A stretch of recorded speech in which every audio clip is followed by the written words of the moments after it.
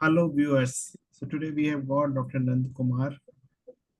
Uh, he is from Mahatma Gandhi University in Kottayam, a very senior professor.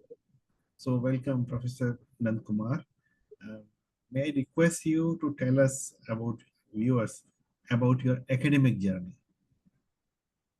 Yeah. A very good evening, Dr. Varshney. It's very happy to share a few minutes with you to showcase our activities at Mahatma Gandhi University and also tell about the academic and research pursuit I have with Mahatma Gandhi University over a period of time. Currently, I am a senior professor retired and holding the directorship with the newly constituted International Center for Ultra Studies.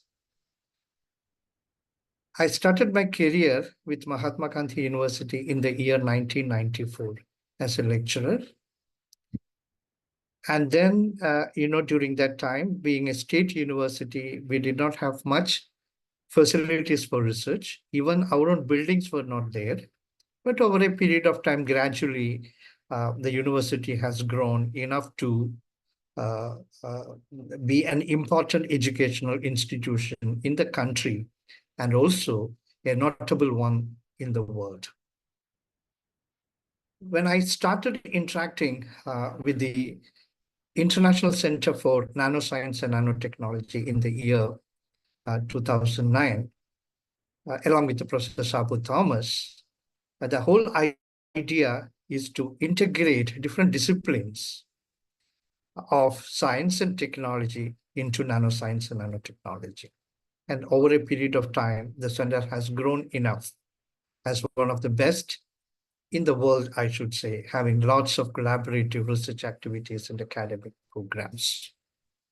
So I'm very happy about the growth as such of the university. The Mahatma Gandhi University is one of the best in the country now in terms of NIRF ranking, as well as the recent NAC accreditation. We were able to get A++, which is a notable one in the state as well as in the country. To the young faculty members who would like to pursue an academic and research career, the most important aspect is to look into the thrust areas of research, which are very, very relevant to our nation. So when we design the Nano Center, we have identified certain thrust areas like issues related to energy security, issues related to water security, issues related to health security, issues related to the environment, so on and so forth. So we have actually formulated all our research activities based on these thrust areas. There could be lots of themes you can think about, but think about the most relevant issues to be addressed for our nation. For example, if you take water, region-wise, there are different issues.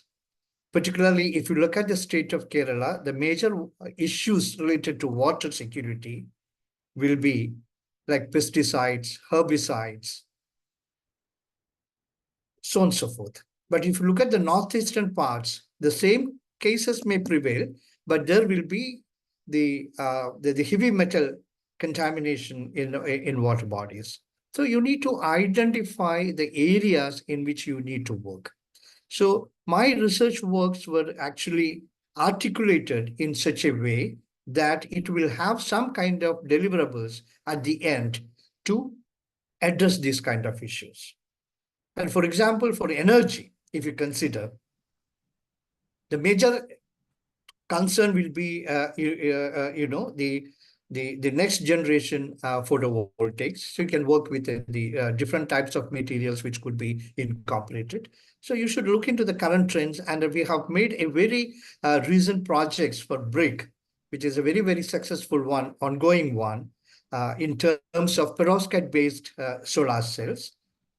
So we are developing novel perovskite materials, which could be one of the elements for developing the third generation photovoltaic cells. And likewise, in the field of health security, our group is very strong in the field of tissue engineering scaffolds, along with certain polymeric systems which could be used for targeted drug delivery, and also magnetic hypothermia and something like magnetic nanoparticles which could be used as a contrast agent for MRI, so on and so forth. So identify these kind of thrust areas and articulate your research activities accordingly. So Thank that will have a very good chance for you to get fundings from the central government as well as for international funding. Thank you, And Dr. regarding Nandkumar. establish, Yeah, yeah, thank you, Dr. Nandkumar. It's a beautiful thing what you have done and good message you have given to our viewers. We should know what are the challenges in our country, what are the thrust area of research, focus on that, and move ahead. Look at your own region, what are the challenges, and then solve them through your profile. Very good. But what we have seen over a period of time, that Mahatma Gandhi University is known for international collaborations.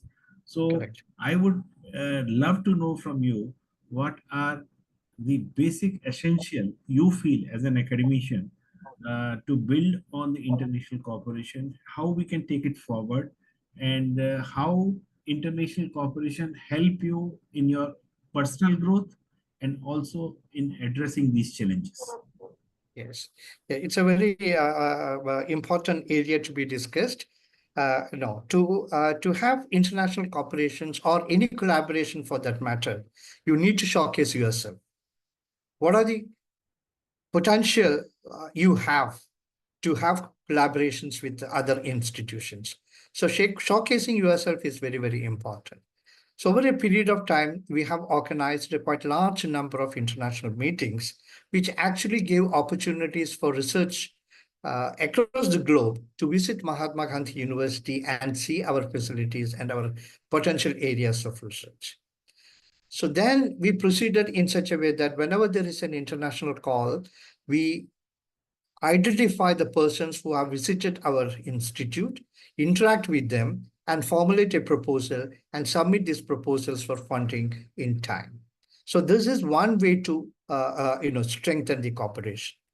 Another way of cooperation is that India government has also lots of schemes to strengthen international collaborations. For example, as you are aware of the Indo-French collaborations like through CEFIPRA and other kind of schemes, you can actually submit proposals, identify your collaborators from each countries of your interest and also related to the concerned research proposal calls, interact with them, formulate a good proposal.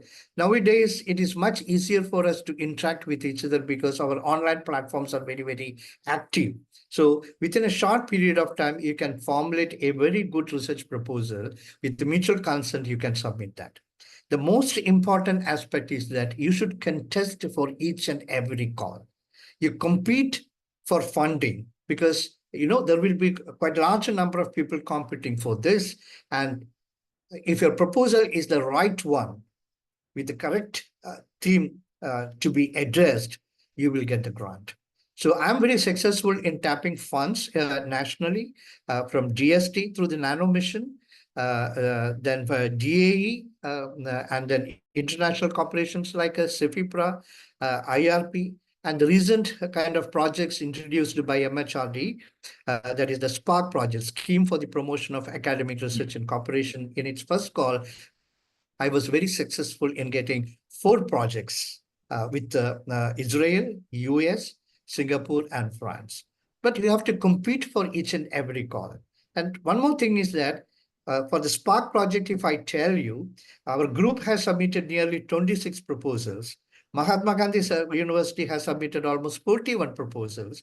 Out of that, 7 proposals got granted for the university. Out of these 4, 7 proposals got granted to me as the principal investigator and Professor Abu Thomas as the co-principal investigator. So that is how you should go ahead in tapping the funds. So collaborations are important. You should establish a mutual trust, like we are working in this particular field. And very recently, I am working with another project with with the Institute of Mines, Albi, at Albi in France. That is, major characterizations are being done in my laboratory, and some of the translation works will be done with other laboratories in France. So that is how we should build up the research kind of concept. Apart from the research activities, you should also think about, academic programs. Currently, I'm trying to formulate a dual degree program with the University of Technology Troyes in France, which will be basically on nanophotonics. So 1 year academic program, and then 1 year industrial training. So with the newly constituted International Center for Ultra-Fast Studies, I will be focusing mostly on two academic programs with international cooperation. So this is how we should go ahead. And for all the young faculty members, my personal advice is that, try to showcase yourself, show your potential to the researchers across the globe, and contest for each and every call to tap funding. Because, yeah, These are, I think, some of the very beautiful tips, because two things you have said. One is power of networking.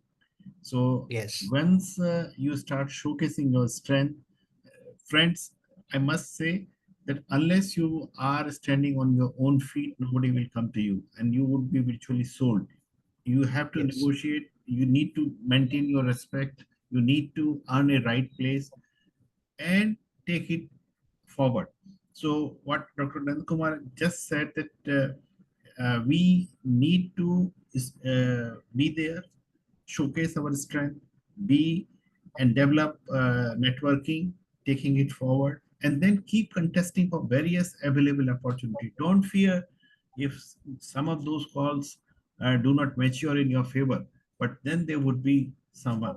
As long as you are relevant to the problems, as long as you are relevant to the call, things would come to you and make it easy. right. Dr. Nandkumar, one of the most critical thing we face when we are collaborating, especially with overseas partner, is issues related to intellectual property. What would be your Correct. advice to the researchers, how they could protect their interests when they are negotiating such collaborations? Yeah, this is a very important aspect of any translational research. So once we formulate the research problem, definitely at the beginning itself, we will talk about the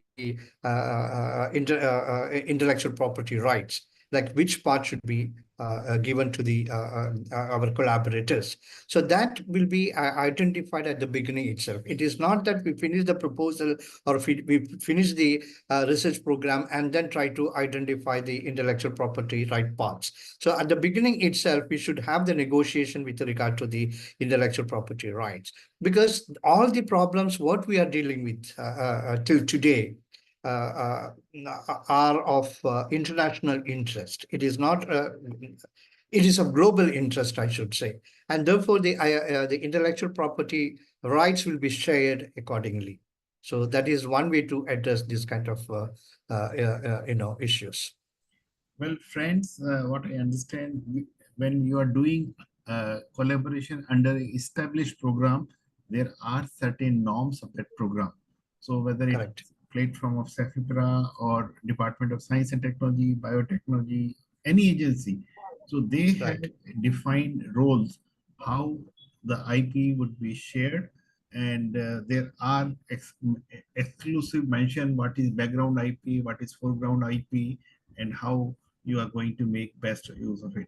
But please do remember, if you are coming out with any publications, any patent, or any other thing, do mention your collaborator's name when you are going ahead, Yes. because this gives you continuity, this gives you confidence, this gives you the respect of the other party, because they would always be inclined and looking forward to you for international collaboration.